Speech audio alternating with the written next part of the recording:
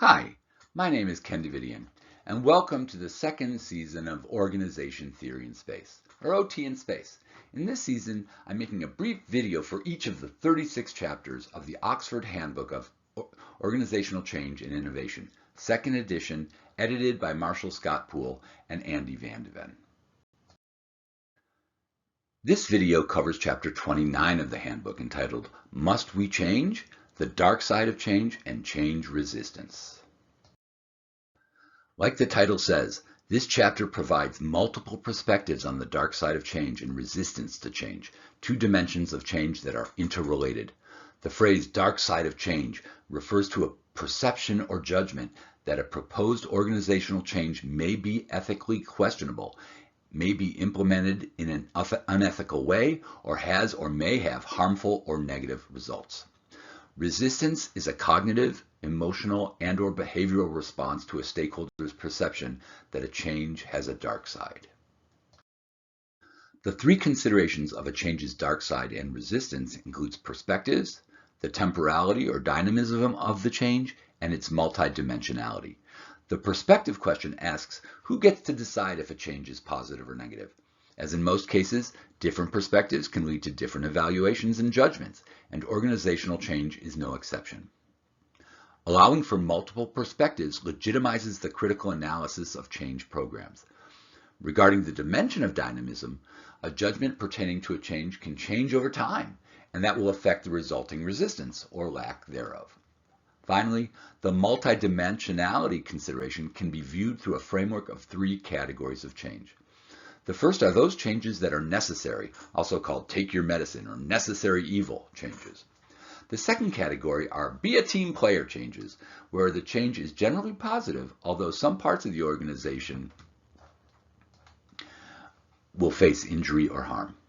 The third category of change are those that are generally welcome, referred to as improvements in general.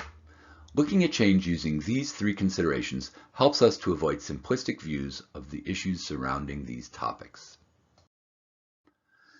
To dig deeper into the multiple dimensions of dark side changes and resistance, the authors look at the substance, process, and outcomes of each, or the content and rationale behind the change, the methods used to implement the change, and the consequences of the change. The substance of change's dark side asks what the change is about, what it entails, what's being done, and how it's being framed or labeled. The substance of change refers to the logic of the change or its rationale and content. Change logics are different from organizational or institutional logics and may be caused by a conscious move by management, an attempt to gain some positive public relations, or a new CEO's attempt to enhance their reputation. Change logics can be described along two dimensions of public-private or explicit poles. Explicit and public logics are publicly expressed. These are official press releases of descriptions that justify or explain changes, typically using instrumental reasoning. Explicit and private logics are typically given in private conversations with select audiences. Implicit and private logics are typically ideas that the pro-change leadership shares. Implicit and public logics are shared by large segments of society that can influence management decisions. The more or less these four logics are aligned, the less or greater the perception of the change's dark side. Next, even if the four logics align so the substance of change is not a source of a dark side perception, there may be reasons to question a change based on the way it's being implemented. Power is an essential part of enacting change, but in and of itself, power does not influence the dark side perception. It's how the power is used that will influence the perception of change. If power is perceived as being employed in a questionable manner, this will increase the chances of change being perceived negatively. To avoid this, change agents can make their use of power either entirely transparent or entirely concealed. One way to conceal the use of power is to embed the values of the change into the work culture so individuals and teams encourage conformity amongst themselves. Another way to conceal power is called discursive closure, or controlling the agenda of discussion or decision making. Basically, this means either not even discussing options that are contrary to the leadership's desires, or by only presenting options that align with leadership directives. At the same time, the change recipient's perceptions of a proposed change can be manipulated based on the types of communications they're given by leadership or change agents. Research found that messaging that only includes positive aspects of the change actually engenders more trust than two-sided messaging, or communications that present both the pros and cons of a change. Also, messaging that is framed ideologically engenders more trust than messages that are referential, comparing our organizational change to that of similar organizations, or causal, messaging that gives the reasoning for the change. Negative outcomes of organizational change initiatives are a primary source for negative perceptions of the change. The high rate of organizational change failures, somewhere between 50 and 70%, is a reason proposed for negative perceptions of change initiatives. There are other reasons for negative perceptions too. The first is change fatigue, due to the constant drumbeat of change and continuous change. Change fatigue is positively associated with exhaustion, which diminishes commitment and increases turnover and tensions. A second reason is cynicism, which is a feeling that combines pessimism about the change and blame for the good-for-nothings leading it.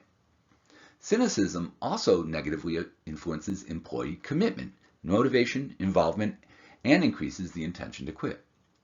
Leadership support, trustworthiness, and communication all combat cynicism. The last reason given is work intensification, which is an increase in the amount of work expected over a unit time. Work intensification is associated with increased emotional exhaustion, health problems, and decreased job satisfaction.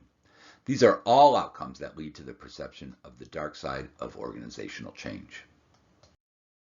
Now we turn from the dark side of change to resistance, using the same framework of substance, process, and outcome.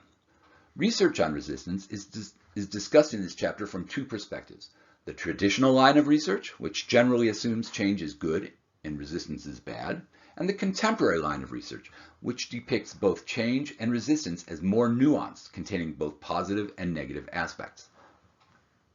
The substance of resistance refers to the content or rationale of resistance and the underlying dynamics of its emergence. Like most concepts, the definition of resistance is not clear, and there are many assumptions held in the traditional line of research that are challenged by the contemporary line. First, resistance is traditionally assumed to be an involuntary response to change. Second, resistance is traditionally viewed as negative. The third traditional assumption is that resistance is enacted by the less powerful in response to change initiated by the more powerful. Within the contemporary line of resistance research, resistance is seen as a natural and necessary response to change. Second, the more recent research identifies resistance as one of the many different responses to change, the others being cynicism, withdrawal, compliance, support, and commitment. Additionally, these reactions can all have weak or strong levels of their reaction. Finally, the contemporary view of resistance says that it can be a constructive force rather than purely negative. Resistance can add value by reminding us of the value of stability and by adding energy to the discussion surrounding change. The process of resistance investigates how it emerges and evolves. The first thing the chapter asserts is that all organizational change takes place within a context of relationships and events that have all had an influence on any response to change. In this sense, resistance is path-dependent, in that the process that leads to resistance starts long before the stimulating change is seen. Since change is often a response to macro-environmental conditions, alert or observant organizational stakeholders might have an awareness of the need for change long before a change is officially announced. Therefore, the official announcement of change is received by an audience that has preformed opinions and judgments, who then must make sense of it. The stakeholders don't necessarily choose an immediate response to the change, but they follow a process that leads to an evolution of their response.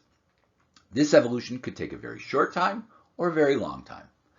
The ultimate reaction could be influenced by how managers are handling the change and how the actual outcomes match the promised outcomes.